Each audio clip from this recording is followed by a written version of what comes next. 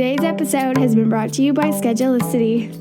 And also by the Pelvic Health Professionals, which, by the way, opens today for anyone who's on the wait list.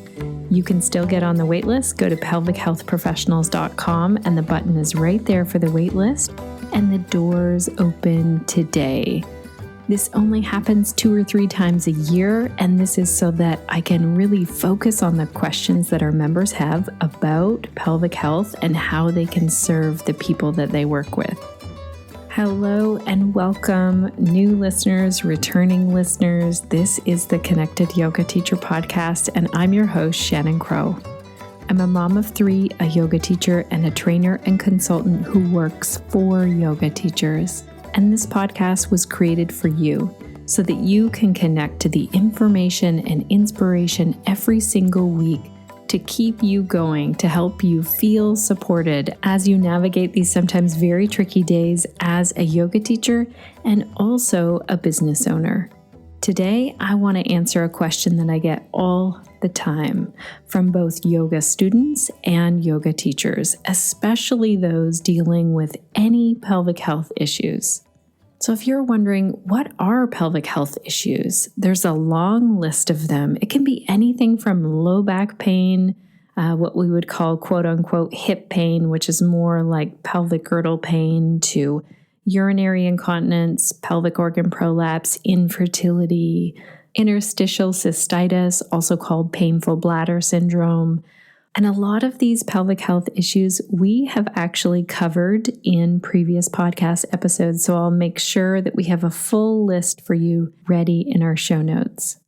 So this question, maybe you also get asked this question. The question I get asked a lot is this movement safe? For example, a woman in her 30s was coming to see me at the physiotherapy office that I work out of. Well, back when I could leave my house and go and see people.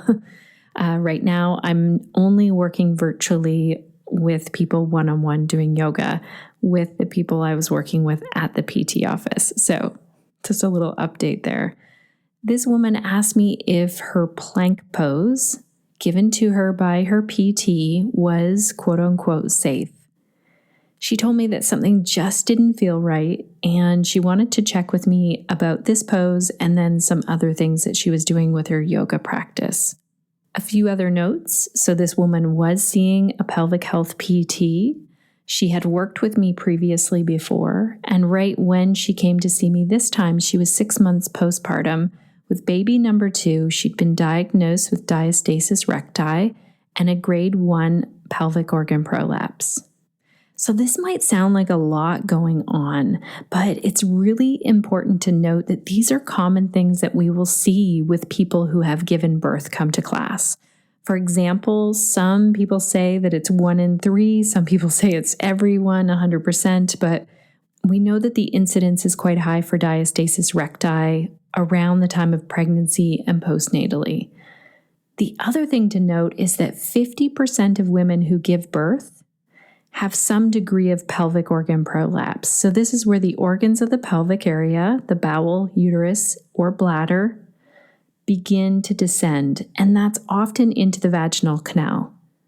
So if you are teaching to women, which a lot of us have majority women population classes, or majority women anatomy, I want to say, who have birthed a baby at some point in their life, then someone in that yoga class could be dealing with pelvic organ prolapse. We know it's quite high. So all of this to say that we have a lot of students who may be dealing with different pelvic health issues. So like I just talked about, pelvic organ prolapse, or maybe diastasis recti, or something else, and they're either not comfortable talking about it with us, which makes a lot of sense, you know. If someone was experiencing urinary incontinence, leaking urine, they may not think, oh, this is an issue that I would take to my yoga teacher. And a lot of them don't even know. So something like pelvic organ prolapse, people can be asymptomatic, walking around, not having any symptoms at all, and might have like a small degree, like a grade 1 pelvic organ prolapse. So how can we make sure that the movements poses, shapes that we are offering are safe for each and every student in our class? And that might sound like a loaded question, but I think that we can drill it down and make it really easy if we follow 4 questions to ask. So these are 4 questions that I turn to in my own practice and that I use with each and every student I work with. Oh, wait. Before I get to the 4 questions, I want to give a huge shout out to our sponsor, Schedulicity. So let's hear our hot tip of the week from the team over at Schedulicity.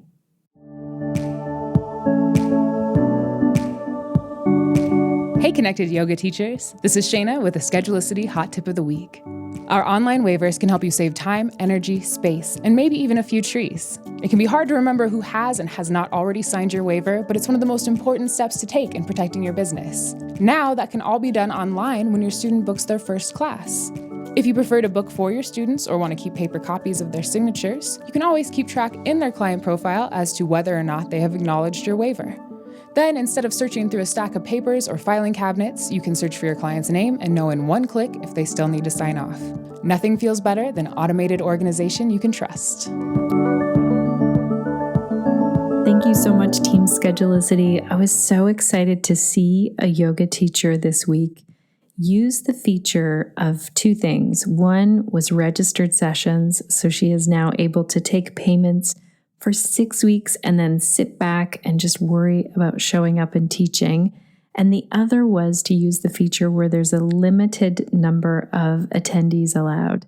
So this is really interesting as we move more and more towards online teaching these days.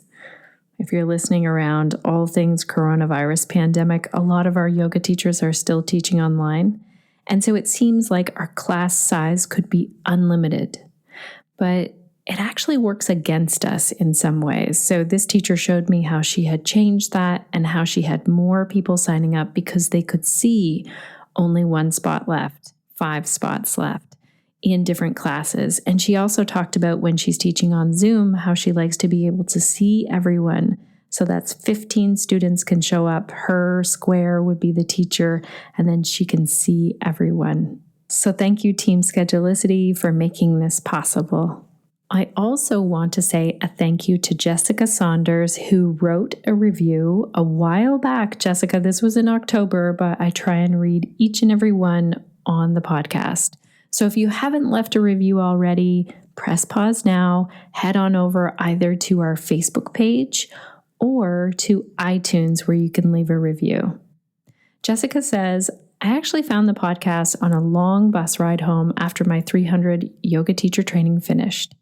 It was perfect timing as I was in my panic state of what now? So thank you so much for what you create and how you bring people together. Having a space that actually answers these questions regarding the business side of yoga, meditation, and mindfulness, as well as the best advice on how to support our students fully is so refreshing. Being a part of this community really has helped me grow in confidence as a yoga teacher and really allowed me to step into my power as a business owner without the fear of calling yoga a business. Thank you for everything you do. Oh my goodness, Jessica, thank you for taking the time to leave this review. If I can take away the fear of calling something a business when that's actually what our goal is, when that's actually what we're building, then I feel like I'm winning. I just spoke with a yoga teacher this week and said to her, would you like to have a hobby, a charity, or a business? And this is something I learned from Natalie Ekdahl of the Biz Chicks podcast. And she talked about it in a previous episode where we were talking about making profit as a yoga teacher. I have a feeling that Crunch will be able to find that episode and put it in our show notes for us. All right, let's dive into today's episode so that you and your yoga students can check if a movement is quote unquote safe. I wish I would have known this information way back when I started my yoga journey. I really feel like this should become part of every yoga teacher training, and that every yoga teacher training should include information about pelvic health. Now, I might be biased because it's one of my favorite topics, but I see the impact that it makes over and over again with the students that I'm working with. Usually when I'm working with groups of students or one-on-one with people, they have some kind of a light bulb moment like, oh my gosh, why didn't I know this information? Okay, so let's dive into the 4 questions. You don't have to take notes if you are on the go and you're busy. We do that for you. And just to note, I came up with these 4 questions from talking to multiple movement professionals and PTs over the years. And I'd love to know, and I often ask this when I talk with a PT and I share this list, I would like to know from you, is there anything else you would add to this? So if you're listening and you want to add something, or maybe you have a question about it, make sure to comment on the show notes page. So that can be found at theconnectedyogateacher.com/170. Can you believe it? We're at episode 170. Okay, question number 1. Do I enjoy this movement and can I maintain it with ease? Now, I want to clarify around this because there is a definite balance of finding a movement that maybe doesn't feel like, oh, this is easy. Maybe there's a bit of a challenge to it for you. And also, we often will hear the pose that you despise the most is the pose that you need to work on the most. And I want to pick some holes in that because I don't think that's always true. But I think it's worth looking at. If we struggle with one movement or one pose or one way of sitting or moving, then I would challenge the body. Hey, let's try this. Let's try a modification. So here's a really common example of someone who loves a movement. So sometimes I work with people who love running or jumping, but they're held back by something. Maybe it's knee pain, or maybe they're afraid to jump or run because they're afraid to leak urine during a high impact movement. Or on the flip side, sometimes people think they should run or jump because they've heard the benefits that it can have for their heart rate or for their stress levels. And they feel like they should do it, they go out to do it, but they secretly hate doing this movement. And so I often encourage people to find variations of movement that bring them joy. One of the biggest reasons is that if we are not feeling joy or we're not feeling good during the movement or just following the movement, then we're not very motivated to return to this movement. So we want to find things that will maintain that movement, this momentum of wanting to move, to go do something. Another great example of this in my own life is that I love gardening, especially when it comes to growing vegetables. I heard that it's going to be warm here tomorrow, and I'm super excited that I'll be able to get out into my garden. And I once went to see a chiropractor who told me, all right, Shannon, that's it. No more bending over to garden. It's too much. You're stressing the body out too much. And I just looked at her and said, look, if I have to float on some kind of a board over my garden to be able to garden, I am going to make it work. Like, I am going to find a way to do that. It's what feeds me and I love it, and I don't want to be told not to do it. The good news is that I am back to gardening. It's not that I couldn't do the bending over. It's that I needed to balance it with different things, different movements, and I had to modify it for a while. Another example is crunches and sit-ups. Do you love doing crunches and sit-ups? Have you ever been told that a movement that you love doing is not quote unquote safe? So I would really ask, how can we build back to doing these things in a way that cares for the body? And also as yoga teachers, as movement professionals, how can we stop telling people, oh, don't move like that. That's not safe.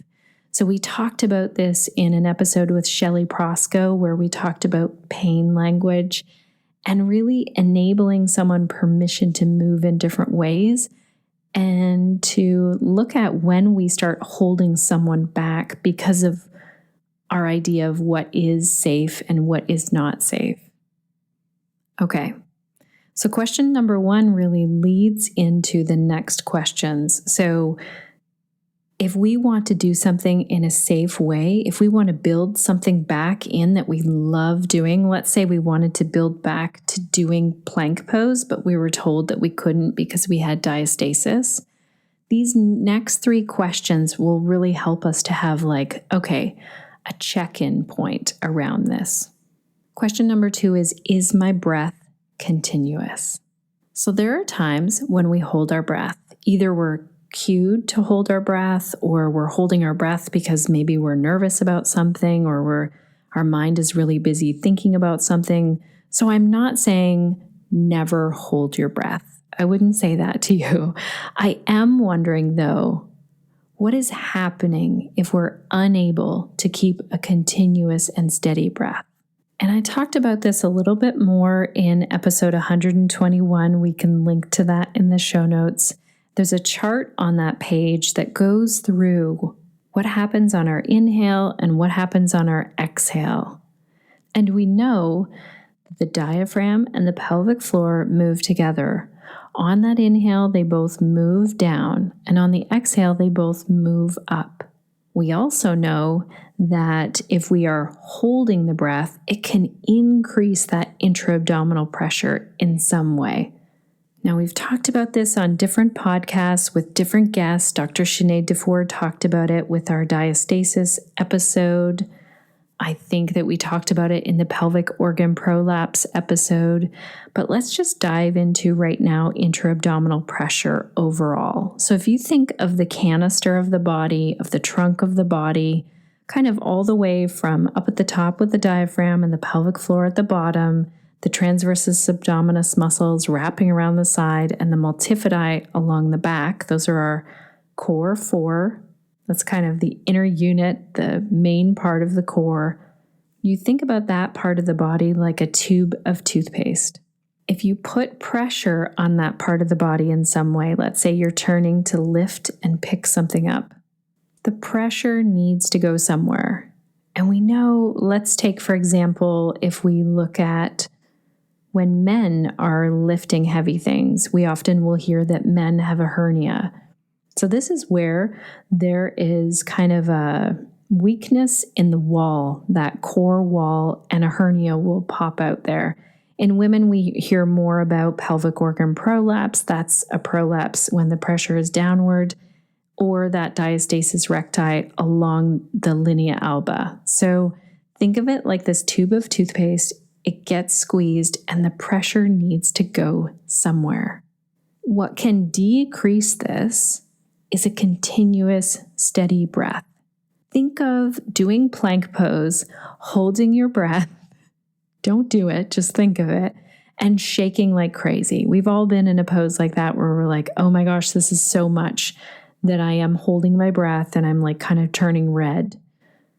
And then think of a pose that you can do that's challenging. It's still challenging. It's still building that heat and you're needing strength to do it, but you have a continuous and steady breath.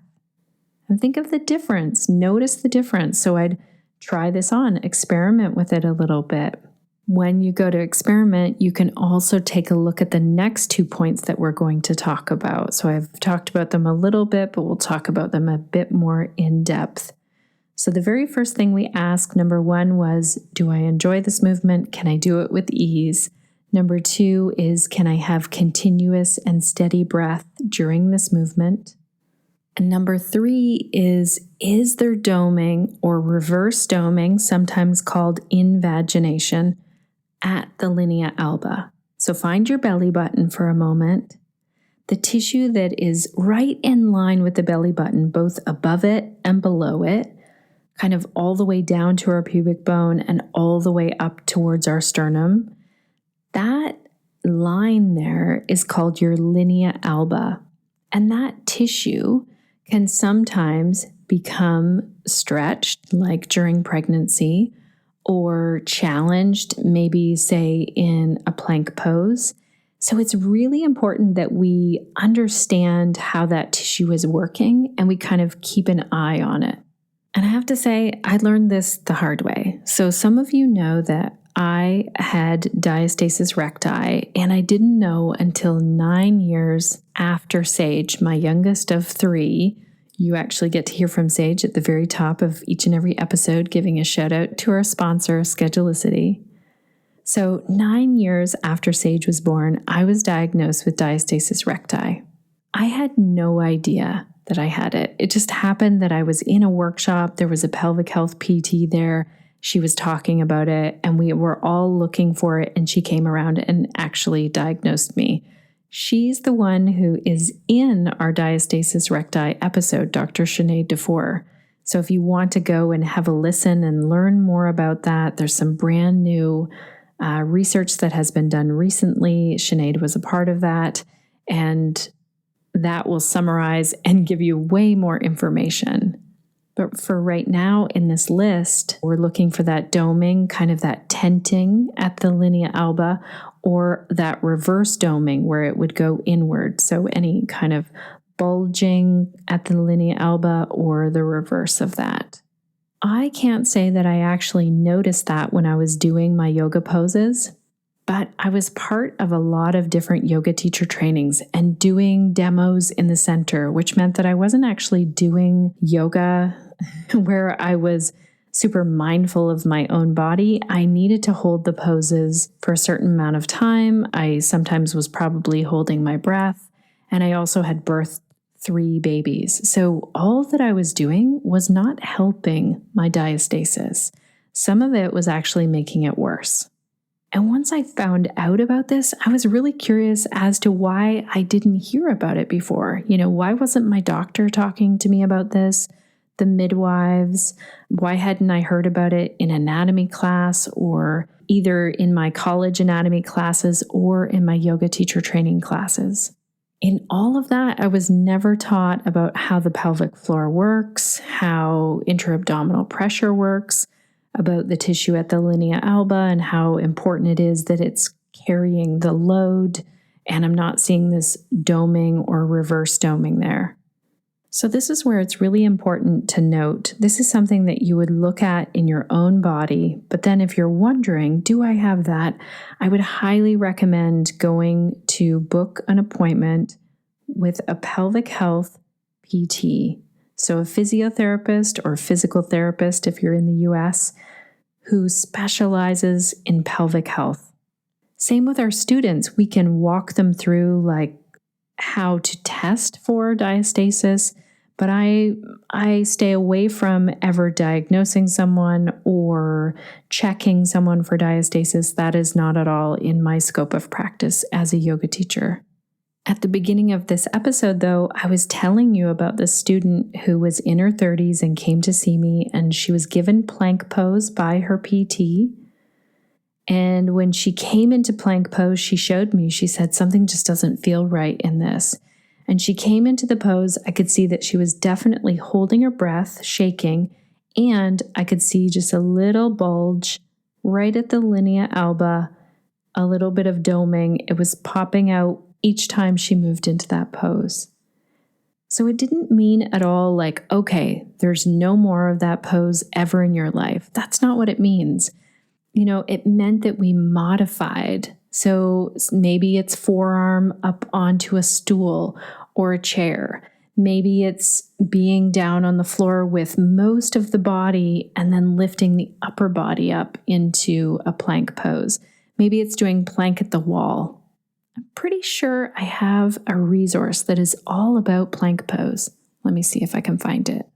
Oh my goodness, connected yoga teachers, this is a blast from the past. So before I started the podcast, I actually had a live show that I used to do, and it was a video show. And this one was all about side plank modification. So I will make sure to link to it in the show notes. I can't remember the last time it was that I went to search for this. It's quite interesting. On this page, you'll see lots of variations of side plank. So if side plank is something that you're like, ugh, every time I come into this, I absolutely despise it, try some of these other variations. If you're working with students who have shoulder pain when they come into side plank, or they see this doming or reverse doming at the linea alba, or they just don't enjoy side plank for some reason, then you can offer these variations to them. And basically what it means, if we see that doming or that reverse doming, it means that that intra-abdominal pressure is too much for our core at that time. Doesn't mean that we can't build up to it, but it just means that we need to back off a little bit, modify the pose in some way until we can manage those pressures.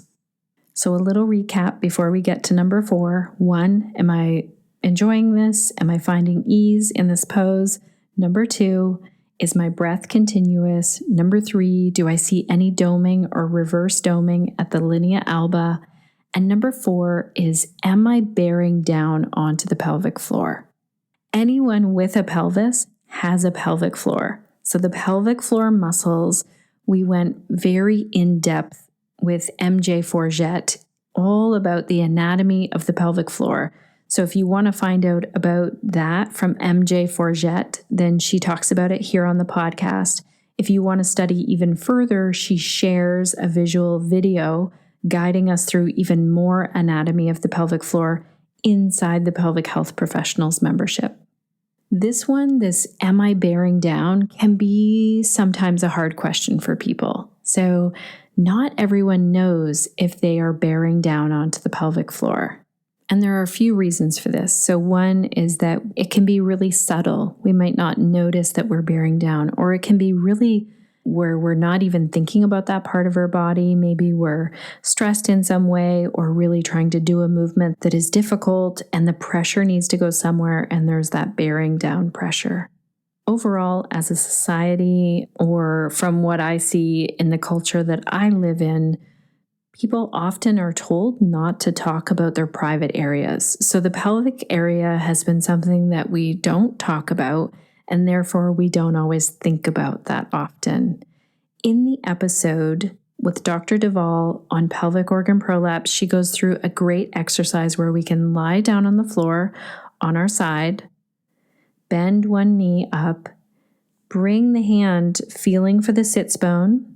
So if we're lying on our left side, our right hand will wrap around, find the sits bone on the right side, and then feel for the pelvic floor there. So we can actually feel the movement of the pelvic floor. We could notice, are we bearing down? Now, if I go to ask this question to someone who has never been to see a pelvic health PT, I might get confused looks at this point. Usually when someone has been to see a pelvic health PT, then they'll understand a little bit more in their body of what it's like to engage the pelvic floor muscles, kind of like a Kegel, and release the pelvic floor muscles. So that normal engagement and release just happens with the breath. So remember, when we inhale, pelvic floor moves down naturally. On the exhale, it just draws up. We don't have to do anything. It just naturally happens. But sometimes, if we think about having to go to the bathroom and being constipated, there can be a bearing down pressure that happens. And so over time, if there is a continuous bearing down pressure, and this builds and builds, and we're continuously having that, there can be some pelvic health issues that will come out of that. So things like pelvic organ prolapse, maybe urinary incontinence, fecal incontinence, pelvic girdle pain. And I also want to say that if we're ever wondering, like, am I bearing down in this pose? Let's take, for instance, this woman that I was working with, and she was doing side plank pose. So we knew, and she could tell, that there was a doming at the linea alba. But of course, this is way out of my scope of practice as a yoga teacher to know, is there a bearing down pressure? I can only ask her, are you feeling a bearing down pressure? But a pelvic health PT can do an internal exam and see if in that movement, is there in fact a bearing down pressure happening? I also want to note here that it's different for every body. I was working with 2 women who were both dealing with pelvic organ prolapse. One of them told me what would relieve kind of the pressure on the pelvic floor and enable her prolapse to actually go in was a pose like downward dog or a forward fold. And the other woman told me the exact opposite. She said, anytime I come into something like forward fold or downward dog, then I feel the pressure really increases. So why does this matter? And why is this so important as yoga teachers? Let's imagine for a moment this woman that I was working with, this woman in her 30s, 2 babies, she's 6 months postpartum, she's coming into side plank pose, and it's not feeling right. She knows that something isn't right. Imagine if then she went to a yoga class filled with lots of planks, side angles, side plank pose, fast movement, maybe breath holding, and nowhere in there is she told to check in and see, is that pressure going towards the linea alba? Is it going down towards the pelvic floor? Are you able to breathe continuously? Are you finding ease and enjoyment in this movement? It becomes like we're really pushing the body into something, and it actually manifests that way. That pressure has to go somewhere. I've worked with enough people telling me, I was going to the gym, and then all of a sudden, I kind of noticed what I thought was a pelvic organ prolapse, but I thought, I don't really know what that is. And they just decided, I'm going to push it even further. And they increase that pelvic organ prolapse. They increase the grade of that. And it was because they didn't have the basic understanding of how that intra-abdominal pressure works and how we can work with it, how we can really understand it and do different movements for this, as opposed to working against the body, kind of fighting and pushing it into something that it's just not ready for yet, that we might have to build up to. So it's not like there's this list of movements that are safe and unsafe for a body. There's this list of questions to ask. And if you have questions that you would add to this, I would love to hear them. If you have questions, if there's some part in this where you're like, oh my gosh, Shannon, you started talking about this and you kind of lost me along the way, for sure, ask me in the comments of the show notes. If you go to the connectedyogateacher.com/170, and I know that I've covered a lot in a short 4-question episode, but I wanted you to have the basics the next time that you go to meet with a student. And if you'd like to learn more, then I highly recommend jumping into the Pelvic Health Professionals membership, where we talk about this and all kinds of other things that will really benefit our students. So as I said, doors are open and it is time to join all the way up until June the 12th, 2020. That's when the doors close again, and that's where, it's just focus on the members, their questions. We have Q&As, we have guest experts coming in. We actually have a really exciting guest expert time coming up in a couple of days. So if you join the wait list, you can get in early and you can actually join us live. We're going to talk to Dr. Sinead Dufour and a urologist at the same time, all about some new guidelines that came out around urinary incontinence and how this really applies to our PTs, our yoga teachers, and why it's so important as yoga teachers to know about this information. So Dr. Sinead Dufour is really adamant that yoga teachers are often seeing people ahead of a pelvic health PT. They're going to their yoga classes and they've maybe been told by society that it's normal to be leaking urine, which it isn't. It's common, but it's not normal. So this is why Dr. Sinead Dufour is really adamant that yoga teachers have a very important role to play, yoga teachers and other movement professionals, with everything pelvic health. Oh, and there's something else I wanted to tell you before I sign off today, and that is that our 2020 Yoga for Pelvic Health 20-hour training that is normally in person has now moved online. And I'm excited about it. I know it's going to be a pile of work to put it together in the way that I want to do it, because I really want it to be interactive. This is something that you show up for live, you participate live, you're teaching, you're experiencing things, and it's very much along the line of learn the thing, feel the thing in the body, teach the thing, and then really pick apart the information in that way. Now, because the training has moved online, I have spread the dates out a little bit further so that we're not sitting in front of a screen all of the time. So it starts September the 5th, goes on September the 6th, the 19th, and the 20th. So there's 4 days. We do 20 hours.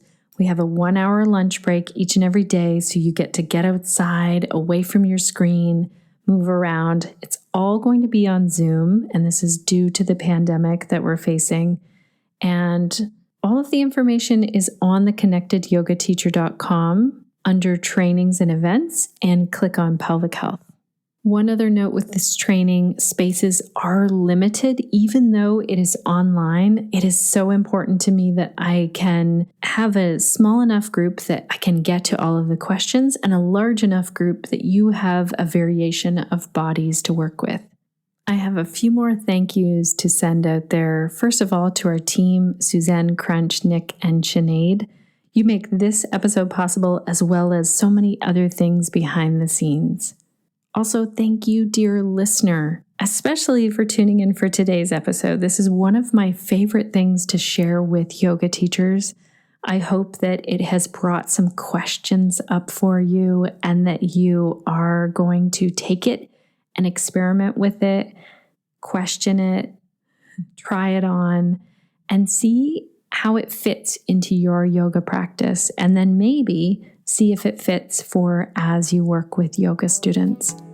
And I want to know, connected yoga teachers, what will you be doing this week to stay connected to yourself, your yoga practice, and to your community, so that you can share the yoga that lights you up?